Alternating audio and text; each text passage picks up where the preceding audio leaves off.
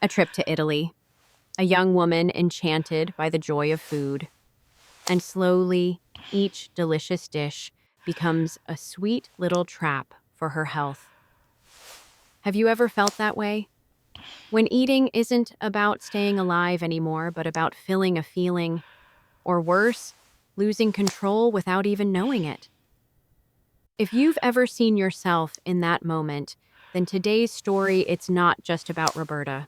It's about all of us who've crossed that threshold of 50 and are now learning, perhaps for the first time, to truly listen to what our bodies are trying to say. So come with me slowly, gently, as we walk into the deeper truths that a single meal might be whispering to you. Hello there. Today, I want to share a little story with you. It may sound lighthearted at first, but it left me thinking deeply. There's a young woman named Roberta traveling through Italy. One morning in Bologna, she starts her day with a cold, creamy gelato. Then she has another and another, until she's on her fourth one all in the same day. And as she's enjoying it, she laughs and wonders aloud, how come Italians eat so much and don't seem to get fat? Have you ever asked yourself the same question? It reminded me of one of my patients, Linda, 64. She once said, "Doctor, I don't eat that much, but after just one vacation, my clothes don't fit anymore." Linda wasn't overeating. She was simply enjoying herself, a bit of cake here, a glass of wine there, and of course, dessert. Just like Roberta. And honestly, just like many of us, especially when we're on a trip or when life feels just a little sweeter than usual. But let me ask you to imagine something. If every single day we unknowingly give our bodies 3 or 4 times the amount of sugar and fat they actually need. Well, whether you're Italian or American, your body will speak up. Sooner or later. Sure, maybe the Italians walk more, eat smaller portions, live at a slower pace. But what about us? So I ask you sincerely, are you listening to your body every single day? Roberta, that young woman, didn't just have one gelato in the morning. She had gelato throughout her trip. Every city she visited, every little street she paused on. There it was, another cone in her hand, like each scoop was a way to capture a memory of Italy. Have you ever done something like that? I remember a man 58 years old came into my clinic one day. I still remember his words, "Doc, I don't smoke, I don't drink, but I just can't stop eating ice cream at night. There's something about that sweetness that helps me feel calm again." And I get it. Sugar and fat, especially in something as smooth and comforting as gelato, they're not just flavors. They're feelings, they're memories, they're comfort. Science even shows us that sugar lights up the pleasure centers in the brain, not unlike a mild addiction. What starts as one innocent scoop just to try slowly becomes a habit, and then a need. I'm not here to judge. I'm just inviting you to look a little deeper into the things we think are harmless. Because it's often those quiet, sweet habits repeated every day that wear down our health the most, when we're not paying attention. So today, I'll leave you with one honest question. Are you eating to nourish your body or to soothe something inside your soul? In Florence, Roberta ordered a bistecca alla Fiorentina, a massive T-bone steak. She looked at it and laughed. "There's no way I can finish this." But she did, every last bite, alone. And like clockwork, she rubbed her belly, chuckled, and said, "I'm so full, but I still kind of want to eat more." Sound familiar? I remember an old friend of mine, Tom. A former Navy man, tall and hearty, always had a big appetite. He once told me about a family BBQ. He said, "Doc, I knew I was full, but I saw that one last grilled chicken leg, and I just couldn't leave it there." Next thing I know, I'm on the couch groaning with my wife giving me the side eye. That story stuck with me not because of the food, but because of that urge after we're already full. You see, we don't eat just to satisfy hunger. We eat for the flavor, for the comfort, for that little feeling of indulgence like we're treating ourselves. And at our age, after 50, The body's signals that say enough aren't always loud anymore.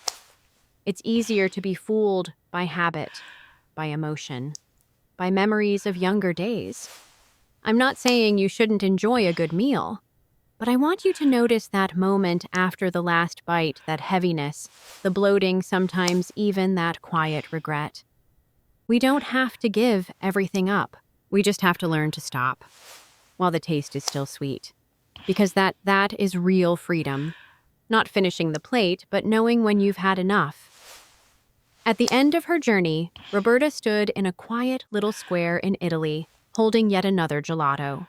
She looked into the camera and said almost playfully, "I'm really going to miss Italian food when I'm back in the US." At first, it sounded innocent, but that one line stayed with me the entire evening. Have you ever said something like that yourself, not because you were hungry, not even because the food was extraordinary, but because you didn't want to let go of a beautiful feeling? I've met many patients like that over the years. One misses a certain cake every time she remembers her mother. Another can't start the day without a slice of buttered bread and a glass of sweet iced coffee, even though her blood sugar keeps creeping up. I call it eating with the heart. It's not wrong. It's human. It's our way of soothing ourselves, of holding on to joy, to comfort, to memory. But it becomes a concern when eating turns into the only way we cope, the only way to fill the emptiness, the loneliness, or maybe even the quiet sadness that comes with aging, the kind we don't often speak out loud. I'm not here to tell you to be harsh with yourself, but I do want to offer a question every time I eat. Am I nourishing my body or trying to heal something deeper inside? Because if it's the second, then maybe, just maybe, what you truly need isn't on the plate in front of you, but in the part of your heart that's still waiting to be heard. You know, Roberta never really stopped enjoying Italian food. Every city she passed through was like a feast for the senses: meats, cheeses, gelato, wine, rich and tempting. But after each heavy meal, she'd laugh and say, "I feel like my belly's getting bigger. Maybe I ate too much." And then, "Oh, I'm so full, but I still feel like eating more." Sounds cute, doesn't it? But from where I stand as someone who's worked with the human body for over 30 years, that's a warning bell. When you feel bloated, heavy, and too tired to move after a meal, your body is speaking up. I'm overwhelmed, especially after the age of 50. Our ability to digest heavy fats and proteins like red meat, cheese, or creamy desserts dropped significantly compared to when we were younger. I have a patient named Harold. He's 67. He once told me, "Doc, I only had one beefsteak like I used to, but now I feel like my stomach's about to burst." So I asked him, "Did you want to lie down after the meal instead of taking a walk?" He nodded, and I knew it wasn't that he had eaten too much. It's that his body simply couldn't handle food the same way anymore. We often forget the digestive system ages too, and sometimes that heavy, bloated feeling isn't just discomfort. It's your body's gentle way of saying, "Please, be kinder to me." So next time you finish a big meal and feel sluggish or uneasy, I encourage you to pause and ask, "What is my body trying to tell me right now?" Believe me, listening to your body is one of the most valuable habits you can start at any age. When Roberta first arrived in Rome, she did exactly what most of us tend to do when we travel. She dove straight into the local food bucatini alla carbonara, a cold glass of Aperol spritz, and of course, gelato, that world-famous Italian treat. She ate with joy and laughter. And honestly, who wouldn't fall in love with the flavors of Italy? But then, from my perspective, as someone who works in health, I couldn't help but feel concerned. Because in just a few short hours, Roberta had loaded her body with 3 types of food high in calories, fat, sugar, and alcohol, with almost no nutritional balance at all. Have you ever been in that situation? A fun night, delicious food, a glass of wine, a sweet dessert, and then a few hours later comes the heaviness, thirst, restlessness, and trouble sleeping. I once had a patient, Eleanor 62, who told me during a consultation, Doctor, I only had one birthday party meal, but my blood sugar shot up and took 3 days to settle down again. The issue isn't the one good meal. It's when we stack multiple heavy hitters back to back, while our body no longer has the strong filters it once had at age 30. We don't need to give up delicious food.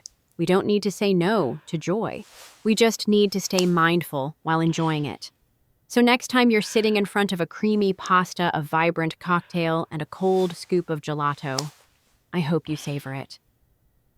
But also gently ask yourself, today, am I feeding my body or am I giving it more than it can handle now? Because every bite is a choice, and your health after 50 is shaped by these small choices, one meal at a time. Roberta arrived in Bologna, the city famous for its legendary lasagna. She ordered a portion, then couldn't help herself, and ordered a second one. And after that, a scoop of gelato, as if the meal wouldn't be complete without that sweet final touch. Sounds delightful, doesn't it? A young woman passionate about food, fully immersed in every moment of her trip. But from where I stand, someone who has walked alongside many patients over 50, I saw something familiar. The first signs of losing control around food. You see, no one wakes up one morning and says, "Today I'm going to lose control of my eating habits." It doesn't hit like a storm. It creeps in one meal at a time. One moment of, "I deserve this." One quiet whisper of just this once. Like my patient Walt 70 once told me with a sigh, it started with just one extra cookie at night. Then somewhere along the way, I forgot what feeling full even meant. Enjoying food isn't wrong.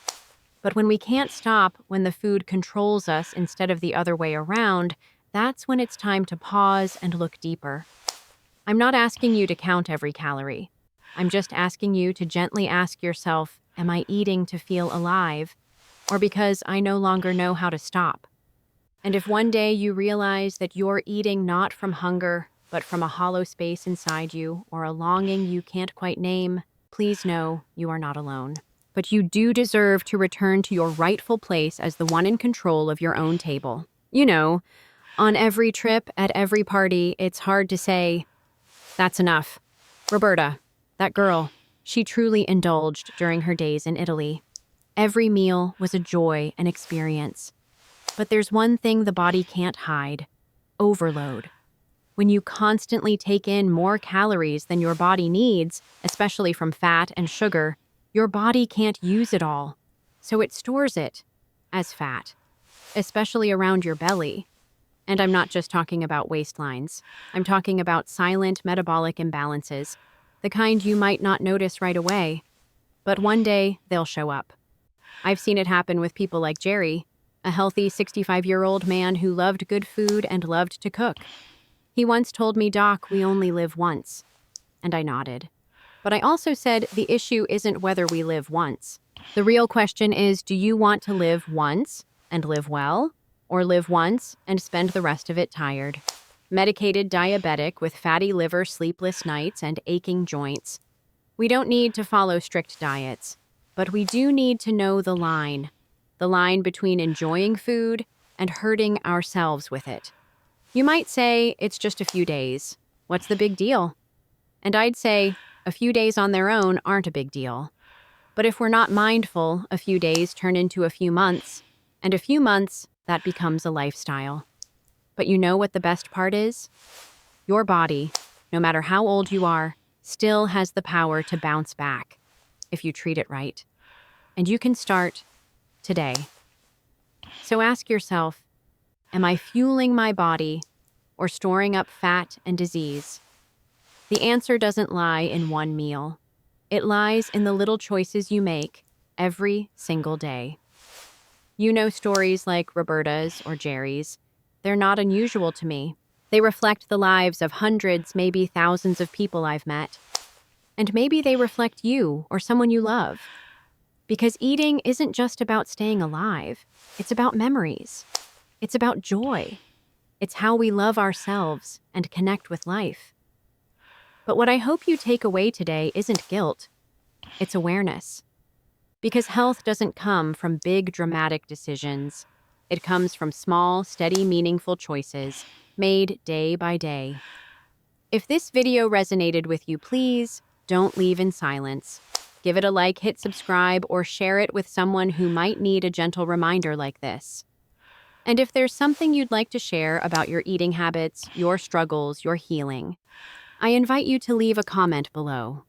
I read them and I listen. Because healing is not a journey we need to walk alone. We walk it together, starting with a story, starting today.